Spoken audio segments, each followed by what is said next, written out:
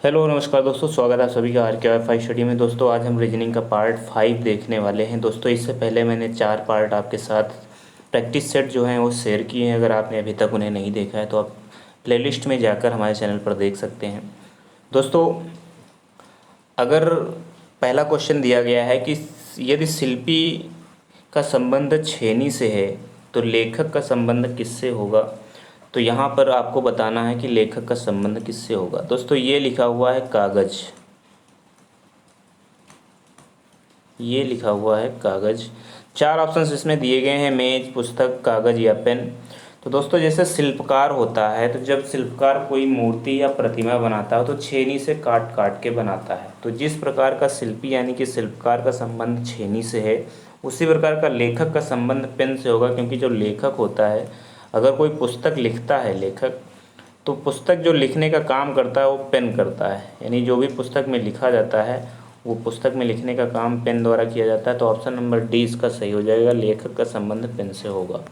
प्रश्न नंबर 2 है, श्रृंखला को पूरा कीजिए। श्रृंखला दी गई है 1, 3, 6, 10, 15 और क्वेश्चन मार्क। 1, 3, 6, 10, 15 और क्वेश्चन मार्क है। दोस्तों 1 से 3 तक जाने के लिए क्या किया गया है, यहाँ पर +2 किया गया है। और 3 से 6 तक जाने के लिए +3 किया गया है। इसी तरीके से 6 से 10 तक जाने के लिए +4 किया गया है। और 10 से 15 तक जाने के लिए +5 किया गया है। तो 15 से आगे जाने के लिए यहाँ पर क्या किया जाएगा दोस्तों, +6 किया जाएगा। यानी कि 15 में +6 करेंगे तो 21 हो जाएगा। यहाँ पर आ जाएगा 21 ऑप्शन नंबर बी में दिया गया है। तो ऑप्शन नंबर बी इसका बिल्कुल सही उत्तर होगा।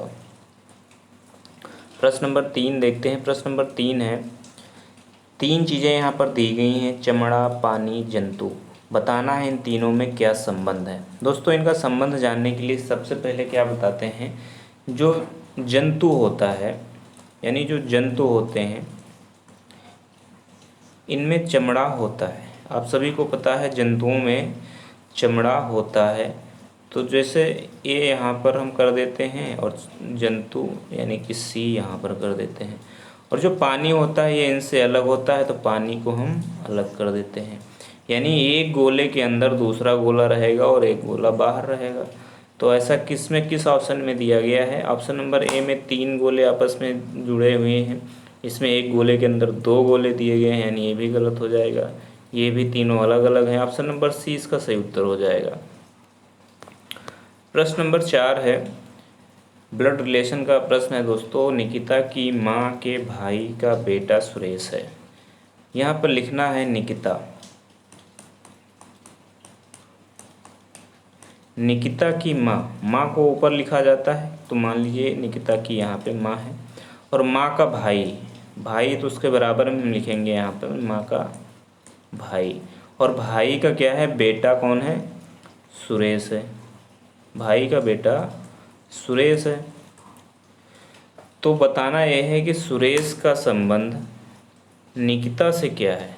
देखिए निकिता की माँ का भाई निकिता का मामा होता है और मामा का लड़का ममेरा भाई होता है। तो इस तरीके से इसका जो सही उत्तर हो जाएगा ऑप्शन नंबर बी होगा, ममेरा भाई। दोस्तों प्रश्न नंबर 5 है, लुप्त संख्या ज्ञात कीजिए। इसमें एक संख्या गोले के अंदर दी गई है और 4 संख्याएं इनके गोले के चारों तरफ रखी गई हैं। बताना है कि ये जो बीच वाली संख्या है ये कैसे आई, ये कहाँ से मिली। इसी तरीके से बी में भी दिया गया है और जो ये तीसरा है इसमें भी दिया गया है। तो सबसे पहले वाला हम देखते हैं। पहले वाला देखने के लिए क्या करेंगे, हम सबसे पहले जोड़ के देखते हैं। 8 + 4 + 7 और +6। 8 4 12, 12 7 19, 19 7 25। यानी कि अगर हम 25 का रूट निकालें तो कितना आएगा, 5। वो 5 यहाँ पर रखा गया है। इसी तरीके से हम दूसरे वाले में अगर करके देखते हैं, 12 + 8 + 7 और +9। तो 12 8 20 हो जाएगा। 20 और 7 27, 27 और 9 36 हो जाएगा। यानी कि अगर हम 36 का रूट निकालें तो कितना आएगा, 6 आएगा। यहाँ पर 6 आ गया। तो इसी तरीके से तीसरे वाले में भी किया गया होगा। तीसरे वाले में हम जोड़ के देखते हैं 9 + 16 + 14 और +10। इनको अगर हम जोड़ते हैं तो दोस्तों कितना आ जाएगा, 16 14 हो जाएगा 30, 30 10 40 और 9 49। यानी 49 का अगर हम रूट निकालें तो 7 आएगा। और यहाँ इसी तरीके से यहाँ पर जो सही उत्तर हो जाएगा 7 होगा, यानी कि यहाँ पर 7 आएगा। ठीक है, क्वेश्चन मार्क के स्थान पे 7 आएगा। और 7 जो है ऑप्शन नंबर ए में दिया गया है, तो ऑप्शन नंबर ए इसका जो है बिल्कुल सही उत्तर हो जाएगा। ए इसका दोस्तों बिल्कुल सही उत्तर होगा। प्रश्न नंबर 5 देखते हैं, प्रश्न आकृति के प्रतिरूप को पूरा कीजिए। अब ये आकृति हमें पूरी करनी है, तो आकृति पूरी करने के लिए क्या करेंगे, सबसे पहले हम बीच वाला जो है उसको पूरा करते हैं। बीच वाला पूरा करने के लिए हम इस जो कोना है इसको हम आपस में मिला देते हैं। उसके बाद में ये एक त्रिभुज बन के तैयार हो जाएगा। क्या बन के तैयार हो जाएगा, त्रिभुज, इस तरीके से। उसके बाद में क्या किया गया है, इस तरीके से हमें 2 लाइनें बनानी है यहाँ से लेके, यानी कि इससे जुड़ते हुए यहाँ पे रखनी है और उसके बाद में यहाँ से जोड़नी है। ठीक है, अब क्या करना है, इसमें 2 लाइनें इधर इधर खींचनी है। ऐसा किस में बनाया गया है, अब हम देख सकते हैं यहाँ पे बनाया तो इसमें भी गया है, लेकिन इनका जो डायरेक्शन है ये आपका वर्टिकल हो गया है। और इसमें तो वो बनी ही नहीं है, आकृतियाँ ऑप्शन सी में बनी ही नहीं है। और इसमें जो ये बना हुआ है ये गलत तरीके से बना हुआ है, यानी ऑप्शन नंबर ए आकृति जो है मेल खा रही है। तो ऑप्शन नंबर ए की जो आकृति है उससे ये आकृति पूरी होगी। ऑप्शन नंबर ए इसका सही उत्तर होगा। प्रश्न नंबर 7 देखते हैं दोस्तों। प्रश्न नंबर 7 है, आर यू एक्स का संबंध जिस प्रकार से टी आर पी से है उसी प्रकार का बी ई एच का संबंध किससे होगा। देखिए हम यहाँ पे लिख लेते हैं आर यू एक्स और टी आर पी। देखिए आर जो अंग्रेजी वर्णमाला में होता है वो 18वें नंबर पे होता है, यू 21वें नंबर पे और एक्स जो होता है वो 24वें नंबर पे होता है। इसी तरीके से टी 20वें स्थान पे, आर 18वें स्थान पे, पी 16वें स्थान पे। आप इतना लिख लिए तो आपको ये पता चल गया होगा कि इसमें कौन सा नियम लग रहा है। देखिए यहाँ पर 18 है, 18 से 21 तक जाने के लिए क्या किया गया होगा, +3 किया गया। 21 से 24 तक जाने के लिए भी +3 किया गया है। इसी तरीके से यहाँ पर देखिए 20 से 18 तक जाने के लिए -2 किया गया है और 18 से 16 तक जाने के लिए भी -2 किया गया है, यानी +3 +3 -2 किया गया। इसी तरीके से हम इसे भी करके देखते हैं, बी ई एच और उसके बाद अगला बी जो होता है ABCD में दूसरे स्थान पे होता है, ई 5वें पे होता है, एच 8वें पे होता है।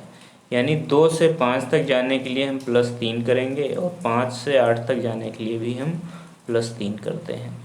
तो इसी तरीके से हम यहाँ पर देख लेते हैं किसमें -2 वाला नियम लग रहा है। अगर हम एस देखें तो एस जो होता है 19वें स्थान पे होता है, क्यू 70वें नंबर पे होता है और एन जो होता है वो 14वें नंबर पे होता है। यानी कि इसमें क्या हो रहा है, 19 से 17 तक जाने के लिए तो -2 हो रहा है और 17 से 14 तक जाने के लिए -3 हो रहा है, यानी -2 -3। तो ऑप्शन नंबर ए इसका गलत हो जाएगा। ऑप्शन नंबर बी में दिया गया है क्यू ओ एन, एन 70वें स्थान पे होता है, वो 15वें स्थान पे, एन 14वें स्थान पे। 17 से 15 तक जाने के लिए -2 और 15 से 14 तक जाने के लिए -1, यानी कि जो ऑप्शन नंबर बी है ये भी गलत है।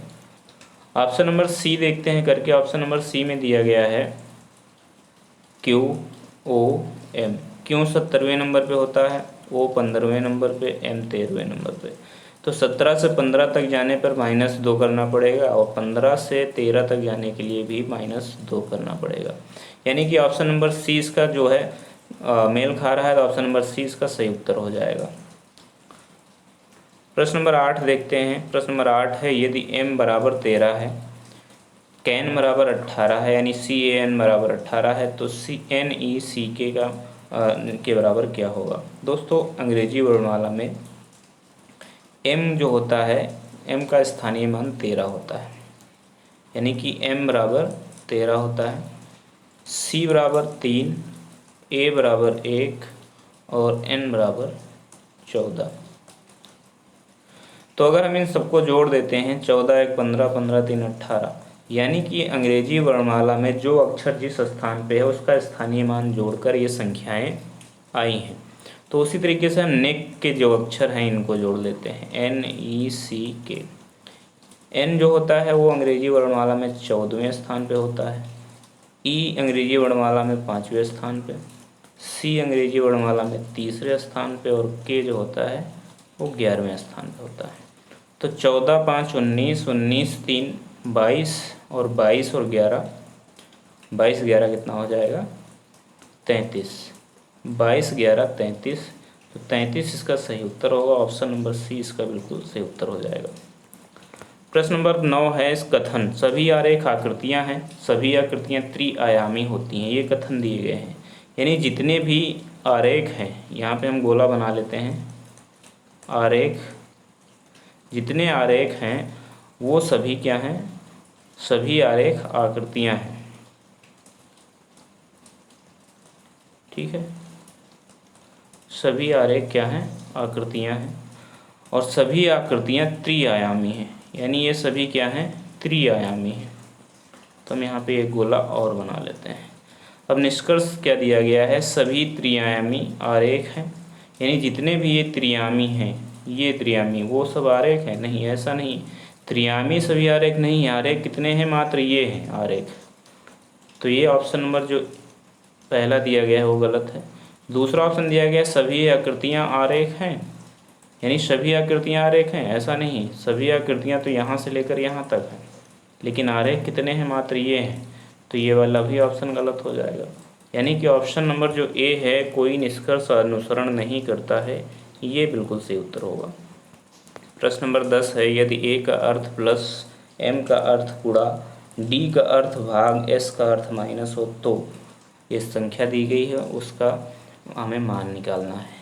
तो संख्या हम पहले लिख लेते हैं 30, 2, 3, 6 और 5। अब हम यहाँ पे अक्षर रखते हैं। डी का अर्थ क्या दिया गया है, जो कि 30 और 2 के बीच में है, 30 और 2 के बीच में डी दिया गया है, और डी का अर्थ यहाँ पे बताया गया है कि भाग होता है। तो हम 2 और 30 के बीच में भाग का निशान लगा लेते हैं। उसके बाद में 2 और 3 के बीच में ए दिया गया है और ए का अर्थ बताया गया है प्लस, ए का अर्थ क्या बताया गया है, प्लस। तो यहाँ पे हम प्लस लिख लेते हैं। 3 और 6 के बीच में एम है और एम का अर्थ गुणा बताया गया है, तो गुणा लगा लेते हैं। और 6 और 5 के बीच में एस है, एस का अर्थ माइनस बताया गया है, माइनस लगा लेते हैं। उसी तरीके से इसमें हमें हल करना है बॉडमॉस जो सूत्र होता है उससे, पहले डिवीजन, फिर मल्टीप्लिकेशन, फिर एडिशन और फिर सब्सट्रैक्शन। तो 2 को 30 से भाग करेंगे 15 आ जाएगा, प्लस 3, और यहाँ पे गुणा करते हैं 3 को 6 से तो 18 हो जाएगा, 18 यहाँ पे लिख लेते हैं और -5 कर देते हैं। अब हम पहले जोड़ेंगे तो 15 और 18 हो जाएगा आपका 33, 33 में से अगर हम 5 माइनस कर देंगे तो बचेगा कितना, 28, 28 सही हो जाएगा, ऑप्शन नंबर सी हमारा बिल्कुल सही उत्तर हो जाएगा। अगला प्रश्न है ये, यदि किसी निश्चित सांकेतिक भाषा में राम को MAR लिखा जाता है तो उसी सांकेतिक भाषा में श्याम को क्या लिखा जाएगा। देखिए ये बड़ा आसान प्रश्न है। राम को क्या लिखा गया है, MAR। तो यहाँ पे सबसे पहले जो अक्षरों का क्रम था उसे पलट दिया गया है, M पहले कर दिया गया, फिर A और उसके बाद में R, MAR कर दिया गया। इसी तरीके से श्याम को अक्षरों को भी पलटा गया है। श्याम के अक्षरों को कैसे पलटा गया है, पहले श्याम को हम यहाँ पे लिख लेते हैं SHYHS। अब इसको हम पलटते हैं, सबसे पहले क्या लिखेंगे, S, फिर क्या लिखेंगे, सॉरी श्याम लिखना था हमें, पहले लिखना है SHYAM। अब हम इसे पलटेंगे तो पलट के क्या लिखेंगे, सबसे पहले लिखेंगे M, फिर लिखेंगे A, फिर लिखेंगे वाई और फिर एच और लास्ट में एस।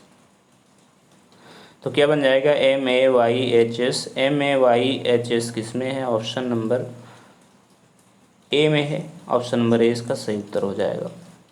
प्रश्न नंबर 12 देखते हैं। एक जवान सोल्जर जो है 2 किलोमीटर उत्तर दिशा की ओर चलता है, फिर बाएं मुड़ता है और 3 किलोमीटर चलता है, फिर से वह बाएं मुड़कर लगातार चलता जाता है। वह किस दिशा में चल रहा है ये बताना। उसी तरीके से आपको दिशाएं बना लेनी है यहाँ पे, उत्तर, दक्षिण, पूर्व और पश्चिम। अब सोल्जर क्या है, अपने स्थान से 2 किलोमीटर उत्तर की ओर जाता है, यानी यहाँ पे मान लीजिए वो है और उत्तर की ओर जाता है 2 किलोमीटर, यहाँ तक पहुँचा। उसके बाद वह बाएं मुड़ता है। बाएं मुड़ने के लिए क्या है, इधर राइट है इधर लेफ्ट है, बाएं मुड़ता है और 3 किलोमीटर जाता है, यानी कि बायां इधर है तो 3 किलोमीटर यहाँ से यहाँ तक आया। फिर से वह बाएं मुड़ता है, इधर राइट है इधर लेफ्ट है, यानी कि फिर से बाएं मुड़ा, यानी कि इस तरफ वो मुड़ा अब, और क्या लगातार चलता है। तो अब वो किस दिशा में चल रहा है ये बताना है। तो दोस्तों नीचे वाली दिशा क्या है, यहाँ पे मैंने अभी बताया दक्षिण, यानी वो दक्षिण दिशा में चल रहा है। तो ऑप्शन नंबर इसका ए जो है वो सही होगा, दक्षिण दिशा में। प्रश्न नंबर 13 है। नीचे दिए गए शब्दों को अंग्रेजी शब्दकोश में रखा जाए तो कौन सा शब्द अंत में आएगा। दोस्तों इन प्रश्नों को हल करने के लिए जो भी यहाँ पे वर्ड दिए गए हैं उनको पढ़ना होता है। अंग्रेजी वर्णमाला में जो अक्षर सबसे पहले आता है उस वर्ड का हम यहाँ पे पहले रखते हैं उस वर्ड को। तो जैसे कि मान लीजिए ड्रीम, ड्रीम के बाद कोई अक्षर नहीं है और बाकी ड्रीम जो है सभी में है। ड्रीम जो है वो लगभग सभी में, तो सबसे पहले ऑप्शन नंबर ए आ जाएगा। उसके बाद में आगे हम देखते हैं, यहाँ पे लिखा है ड्रीमर, यहाँ पे लिखा है ड्रीम्स और यहाँ पे लिखा है ड्रीमिंग। तो अगर देखा जाए तो यहाँ पे ड्रीम के बाद में यहाँ पर ई रखा गया है, यहाँ पर एस रखा गया है और यहाँ पर आई रखा गया है। तो ड्रीमर यानी ई पहले आता है एस और आई से, तो यहाँ पे सी रख देंगे। उसके बाद में आई आता है तो डी रख देंगे और लास्ट में बी रख देंगे, यानी बी वाला जो ऑप्शन है वो सबसे लास्ट में आएगा। ड्रीम्स जो शब्द है वो सबसे लास्ट में आएगा। ऑप्शन नंबर 20 का सही उत्तर होगा। प्रश्न नंबर 14 है। अंग्रेजी वर्णमाला में दाएं से 18वें अक्षर के दाएं 7वें अक्षर के बाएं 5वां अक्षर कौन सा होगा। दोस्तों इनको हल करने के लिए सबसे पहले क्या करना होता है, हमें अंग्रेजी वर्णमाला पूरा लिखना पड़ेगा। अगर आता है तो, नहीं आता है तो आप इसे शॉर्टकट में भी लिख सकते हैं। यहाँ पे क्या दिया गया, अगर आपको ABCD आती है पूरी, ऐसे ही क्रम याद है उसका, कौन सा अक्षर कौन से क्रम में है, तो आसानी से आप इसे हल कर सकते हैं। अगर मान लीजिए 18वां अक्षर हम देखें तो 18वां अक्षर कौन सा होगा, दाएं से, दाएं से 18वां अक्षर कौन सा होगा, आपका 18वां अक्षर हो जाएगा आई। आई कैसे आएगा, जैसे कि मान लीजिए आप 27 है, 27 में से 18 अगर घटाएंगे तो कितना बचेगा, 9, और 9वें अक्षर पे कितना, कौन सा अक्षर होता है, आई। अब क्या बताया गया है कि 18वें अक्षर के दाएं 7वें अक्षर, दाएं 7वें यानी कि आई के दाएं तरफ 9 होता है आई, और 7 इसमें अगर हम जोड़ दें तो कितना हो जाएगा, 9 7 16, 16वें स्थान पे कौन सा होता है, पी।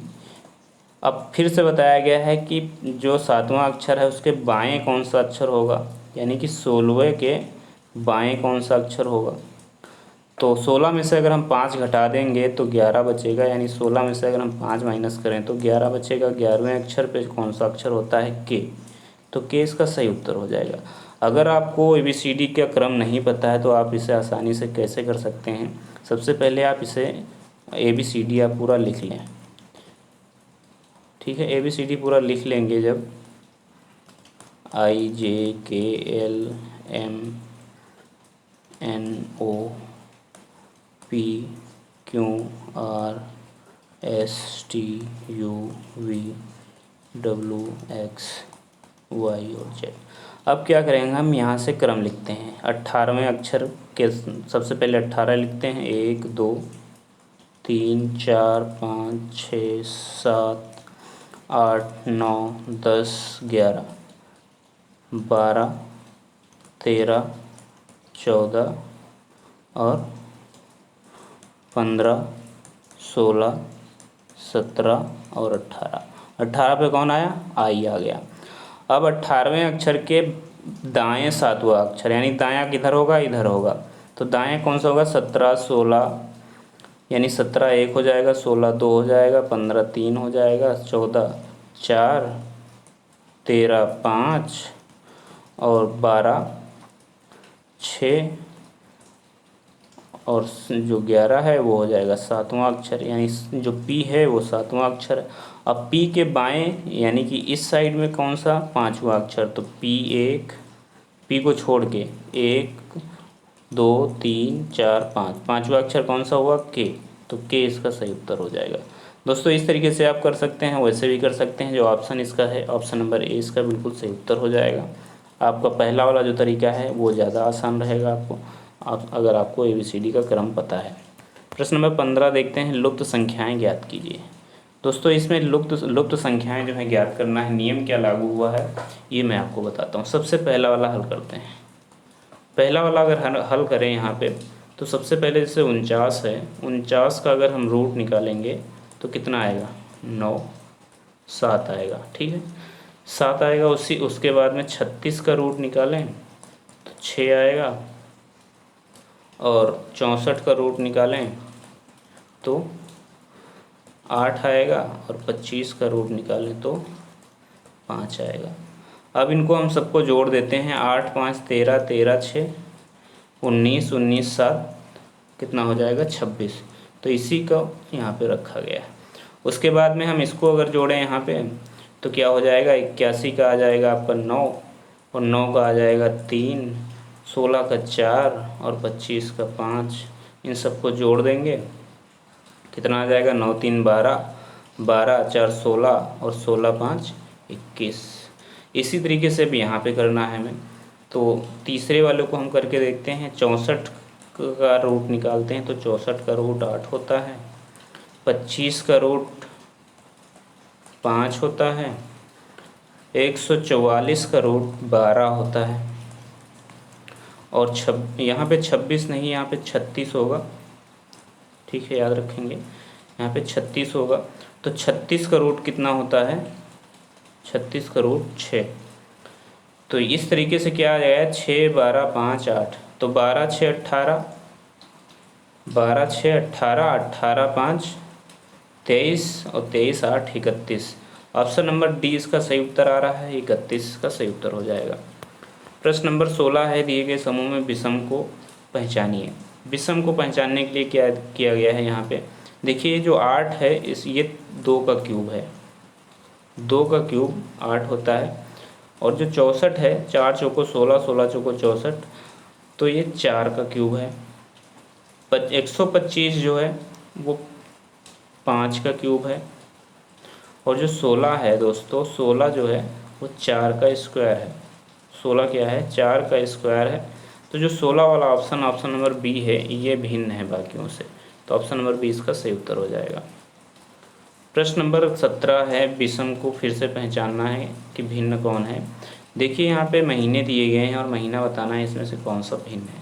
4 इसमें दिए गए हैं, तो जनवरी जो होता है वो 30 दिन का होता, 31 दिन का होता है, जनवरी 31 का होता है, मई भी 31 का होता है, और मार्च जो होता है ये भी 31 का होता है। लेकिन जो नवंबर होता है वो 30 दिनों का होता है।